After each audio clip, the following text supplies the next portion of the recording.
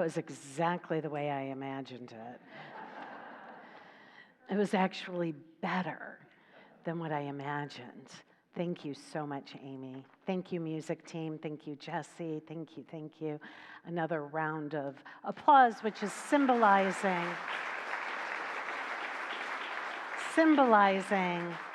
the love energetic. That as we clap, that a sound vibration goes out, and that sound vibration showers us with the energetic of appreciation of love. And what that song as an energetic itself, which was a divine idea that came through individuals that wrote it and that sing it, is an expression, is a symbol of a divine idea that is imagined first and then comes out and extends and expresses into form. And you can feel it, can't you?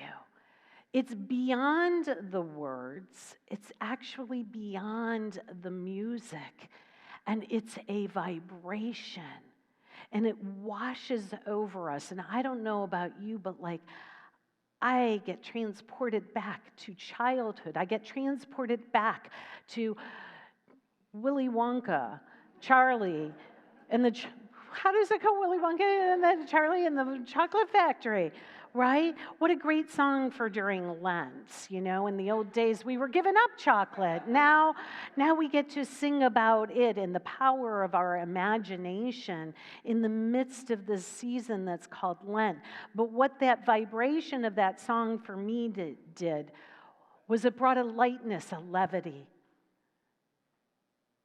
You know, we can come to church sometimes and we can come and speak about spiritual teaching and principles and having carried for some of us the baggage of our past, that there can be a seriousness to it.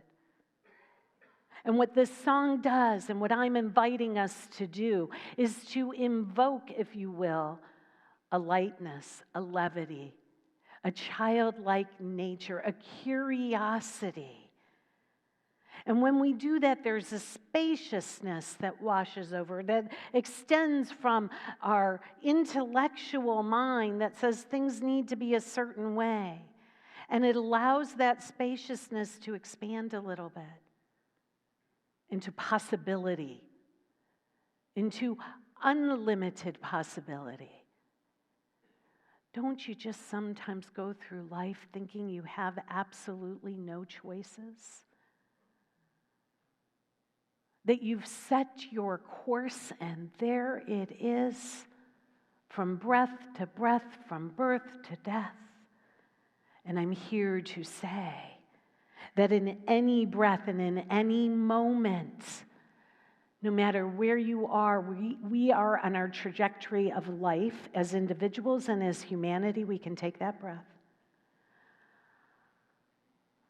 And we can think of Charlie. Who's Charlie? Is there a Charlie in there? Oh, Willy Wonka? Man, I need to hang out with some kids and remember this again. And we can have a little bit of laughter. We can laugh at ourselves when we forget what it's like to be light and have that levity. And the true joyfulness, the true happiness of the remembrance that we were actually made and created in the image and likeness of a power and a presence that is light, that is love. And the power of imagination is such that a divine idea in the mind of God called Christ, called the I Am, can extend forth as this divine idea and extend into expression as you, as me, as life, as a spark of the divine in life itself. And this is what we're remembering during this Lenten season. You see, we are hooked, many of us, and addicted to image.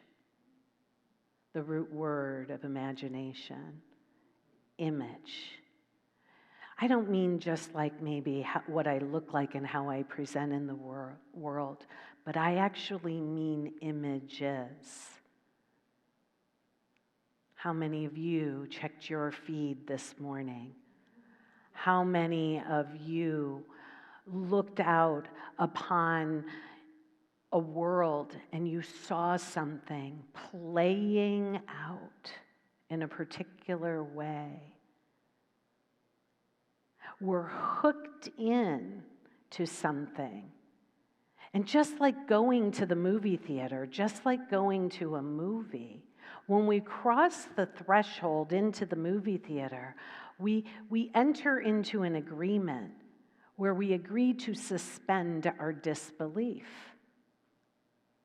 We agree to suspend our disbelief that that's not real. And while we're in the theater, it is as if it's real. Have you ever seen, somebody in a movie theater with maybe some popcorn and maybe something jumps out on the screen and you jump and the popcorn goes flying around? It feels real, doesn't it? In this Lenten season, which represents a pilgrimage of awakening, where we shift our focus from the images that have been made from a mind that believes it's separate from Creator. And we're beginning to deny the reality of it. And we don't need to be sorrowful about it. We can be if we want, but we don't need to be, we don't have to be. We can remember that the Buddha giggled and laughed and had a joyfulness in awakening. And that joyfulness was represented by the realization, I'm the dreamer of the dream. We're the dreamer of the dream that we believe that we are experiencing, called this human life. And as we begin to awaken, like the Buddha, our eyes can soften. And with a little bit of laughter and levity, we can see that there are cracks in the screen of the projection of life. And we can begin to see little illuminations of light coming forth. And we can begin to say, is this real? Or is this Memorex? Is this real? Some of you might not remember Memorex. She remembers. Is it real or is it a recording? Is it real, like alive, like reality? Or is it like the film of a movie that is already burnt upon the film and it's rolled up and it's already in the can, in the tin? And we can pull that out and we can put it in the projector and the light can come through it and project that story again. But is it real? Is it alive? Is it love? Now, while you're in the theater, you believe it to be real. And so we just take a breath here. And like Willy Wonka, we cross this threshold here in this particular sanctuary. And when we do, we cross this threshold and we go into another paradigm. We go into another paradigm where another thought system rules. And that thought system is a system that turns within to spirit first, to source first, and allows it to inform us. And my beloveds, that is real. We allow the mind of God to descend into our consciousness and awareness through vision. Anybody have a vision ever? Yeah, through vision, through ideas, through phrases, through music. And this divine idea descends into our awareness, and it's fresh and it's new and it's just for you, because its source knows who you are, what you are, how you serve, and the perfect and divine way to give you an idea of your life that is patterned after perfection. There is a perfect pattern, and each of us has been created after that. And your intellect ain't going to figure it out. And it's got nothing to do with your body. And it has everything to do with your heart and with love and with divine mind.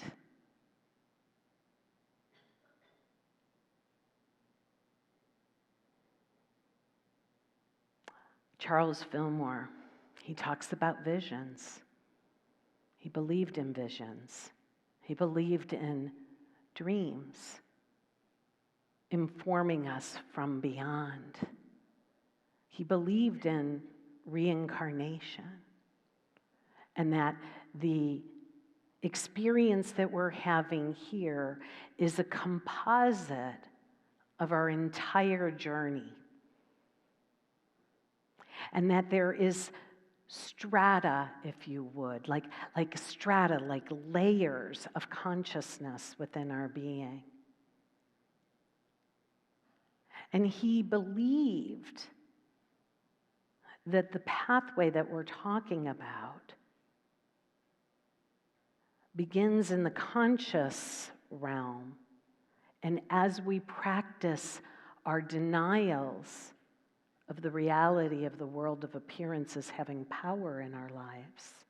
And as we connect with divine mind and affirm, oh God is only love.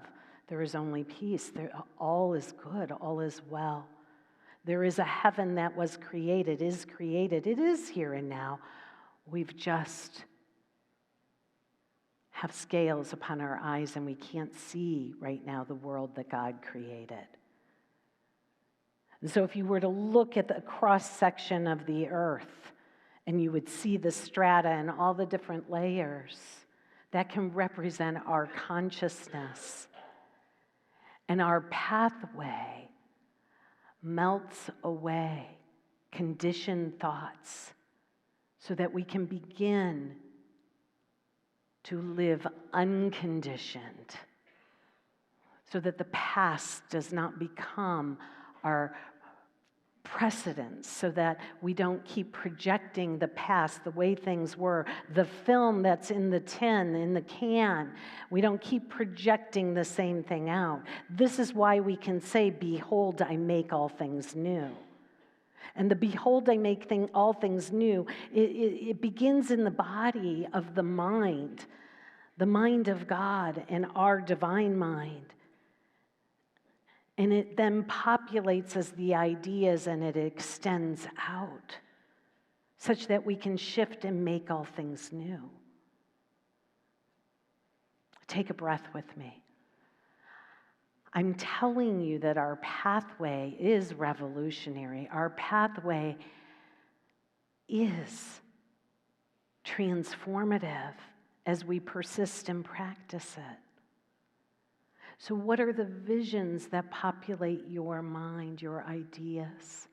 And become aware of them. Don't brush them away. Just bring them into the heart. I was thinking of real life examples I could give you of things that were first a vision in my life and then became an image and then came forth through expression such that I lived it. And working backwards a little bit, I remember 2 years ago, a little over 2 years ago, coming to visit my sister, who's here today, coming to visit her. And she lives here, and I lived in Nashville at the time, and Tony and I came on a trip, and we came to visit her, and we thought, we'll go to Unity Church. And it was kind of, COVID was still going on, and people were wearing masks, and I was out in the courtyard, and Tony said, come on, let's go in. And I didn't really want to go in, but I came in, and I sat right over there where I meditate every Sunday. Sat right over there, and I closed my eyes. And at that time, Reverend Mark Lord was up here, and I was listening, and something happened, and I saw something where I was actually up here. And I opened my eyes to make sure he was still there, and I closed them again, and I just let it be. By the end of the service, I was approached and asked if I'd be interested in coming to this community. I kid you not. When we start practicing these things, it happens faster and faster and faster.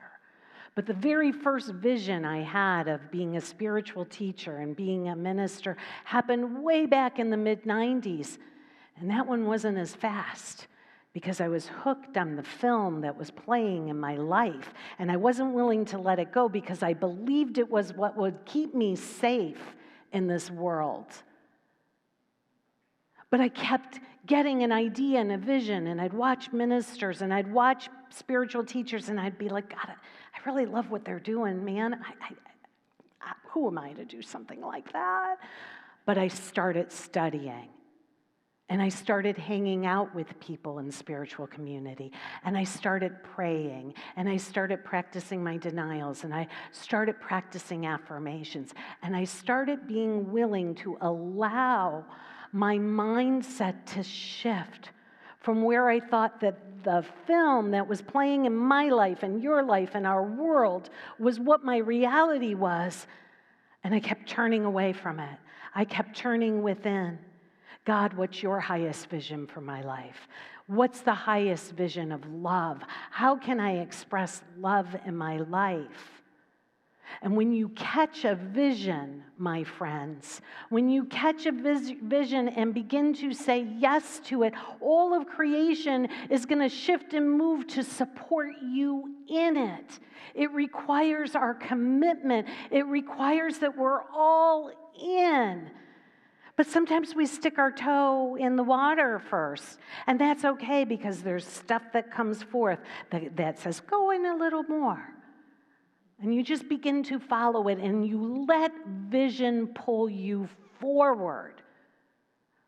What's playing on the film, on the screen, it's filled with drama, man. Just look at it.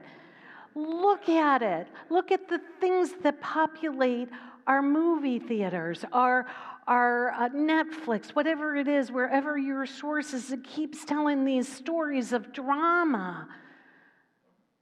And pain pushes in those stories. And that's okay. You can't do it wrong. We really can't, you guys. You can't do it wrong. It's just you get to choose. You get to choose. Am I going to let pain push me? Am I going to go to the school of hard knocks? Or am I going to begin to take a breath and turn within and to cultivate an awareness of a voice and a power and a presence that is for me and has a vision for me that will pull me forward, and it will for you too. And when I got this vision and I started going down that pathway, when I finally got my gumption up to say, I'm going to leave this film behind. I'm going to quit this job. I'm going to put a for sale sign, for sale by owner, on my front lawn. I was all in by then. I didn't know what was going to happen. I quit my job. I put my house up for sale. I started dressing different. I started dressing like this, except with a whole lot more crystals. And, because then you got to suit up and show up according to your vision. You got to act as if you're convincing yourself, right? When you say yes to a vision, you may be tempted to say that the life that you're currently living isn't right. And you might try to make it wrong. You might try to make him or her wrong. You might try to make the situation wrong to make it easier for you to move on. And that's what I thought I was doing. I went in, I quit my job. They wouldn't let me. And they ended up being the ones who funded and made possible my dream to move forward. So bless the life you've got. Bless the film you're watching. It got you to where you are. We don't need to make anyone or anything wrong in order to follow the vision. It's what got us to where we're going. And we can have the courage of God, the courage of love to carry us forth. Pain pushes till vision pulls. Either way, it's going to get you somewhere. And you keep moving forward. Our imagination is a power that we have, much like our thoughts and our thinking. Our words and our thoughts are actually symbols of the imagination of the vision that we've been given. And that imagination comes first. And it says that, we look out into the world and we're meaning-making machines.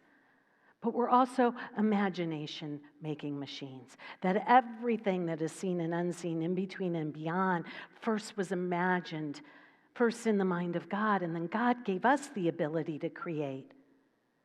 And we took that, and sometimes we actually co-create with God, but other times we make a whole lot of stuff that ends up on that film that isn't true, that isn't reality. But we can just take a breath like the Buddha. We can invoke our curiosity, our childlike, isn't that interesting? Look at what I made. Boy, am I powerful. Begin to look at your lives and realize how powerful you are. Not seriously. Like you can lean in and go, wow, that was a doozy. How'd I do that one? Through the power that is within you. And man, when you align that, I don't know where this man's coming from. It's on a list of words that we're supposed to get rid of, right? I mean, beloved. I'll say beloved instead. Beloved, it's like, but when you join and unify with the mind of God, which is what Jesus was doing as he was preparing to complete his ministry, he knew that there was a vision, and it was not a vision for suffering. It was not a vision of death. It was a vision of life. It was a vision of life. Life is calling you. Here we go again. What can I do with that one? Life is calling us. That's okay. Everybody bless Jan. We love you. We love you. We bless you, man. It's okay, beloved.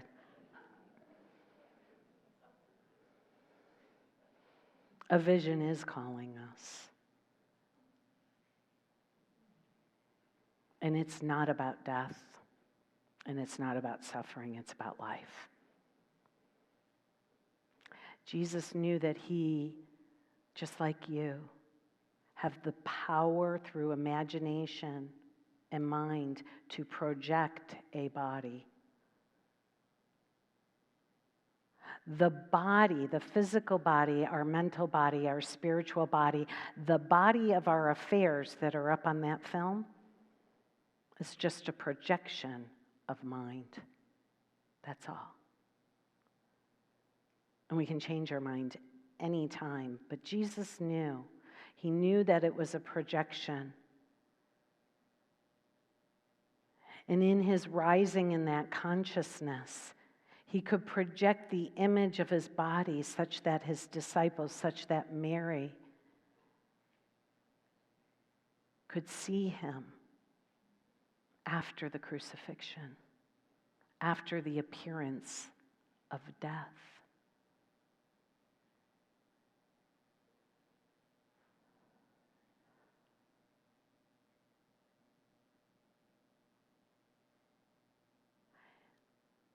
Now you might say, well, heck, I can't do that. But you do it all the time. Have you ever had a thought and an idea in your mind? Imagine it going out like a ripple, an energy, a vibration like the song.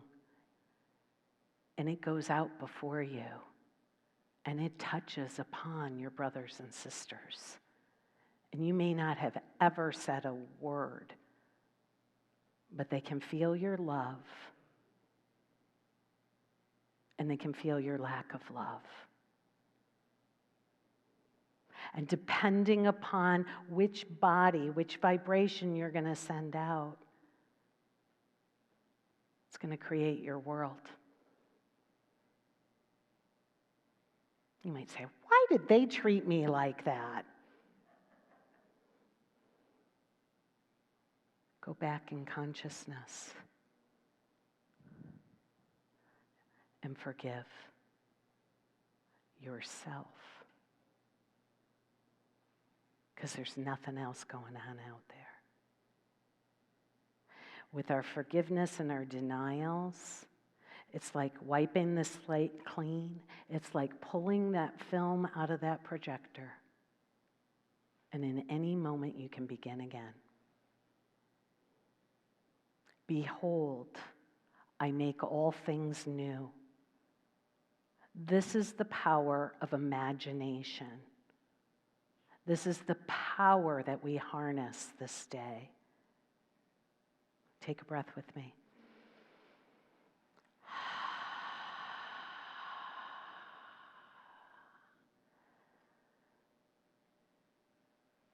I am not talking about visualization.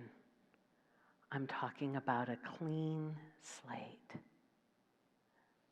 Remember erasing the whiteboard, pulling the film out, and sitting in the sanctuary of our soul and courting the divine.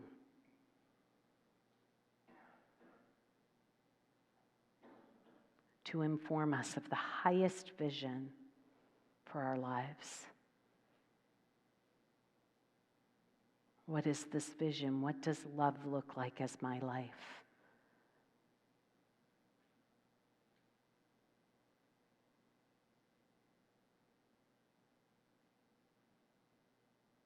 How do I extend this love?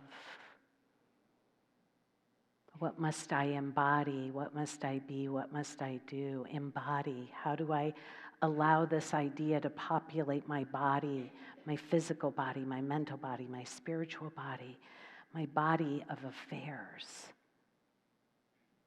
Vision pulls.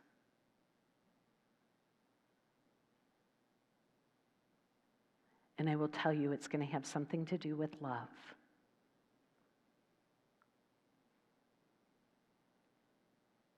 It's going to have something to do with joy. It's going to have something to do with happiness.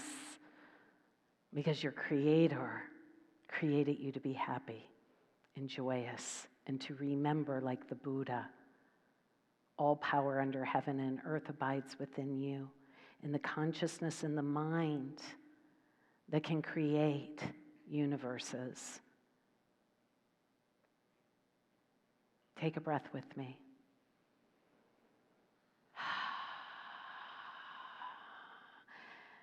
Any thoughts? Any questions? What are you thinking?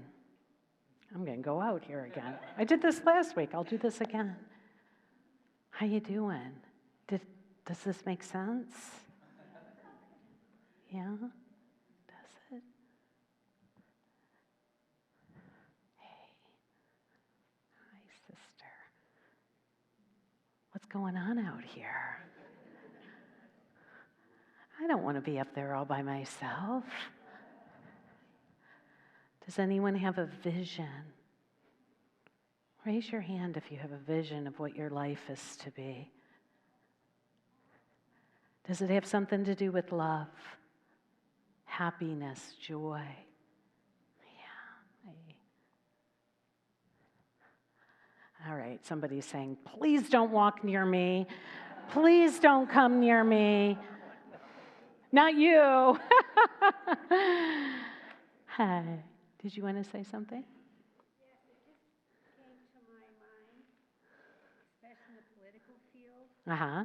We are all on a path. Yeah. We are all on a path when she thinks about the political field. And I can't change your path. You mean you can't change anybody's path, is the realization. Everybody's on their own path. So we're not going to try to change somebody else's movie. We're not going to, thank you. We're not going to try to change somebody else's belief system.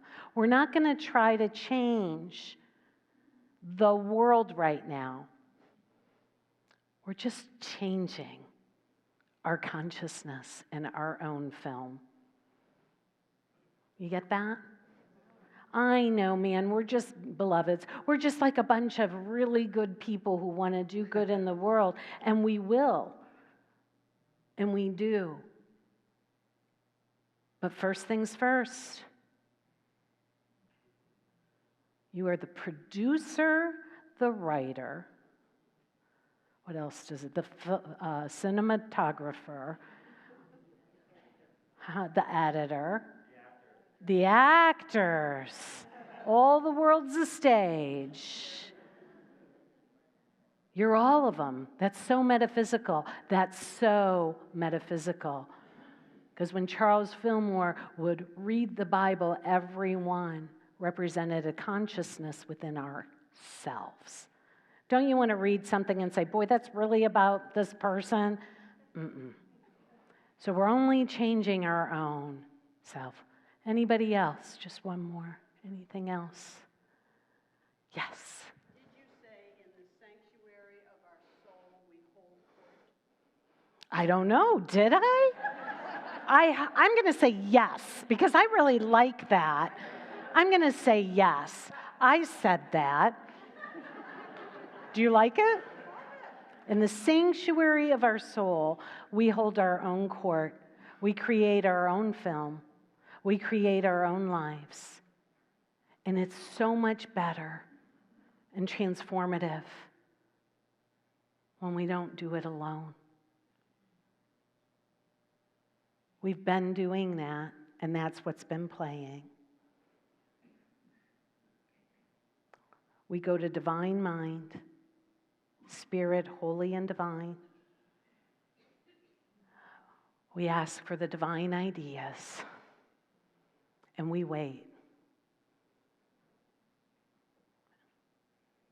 And when we accept them and receive them, we give them our full attention, appreciation. We nurture them. We water them. We partake of them. We cultivate it within our soul, in the sanctuary of our soul.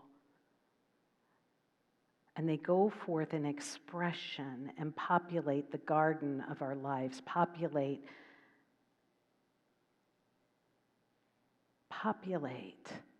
the divine story that's seeking to express as us. And it is good and very good. Take a breath with me and say, behold, I make all things new.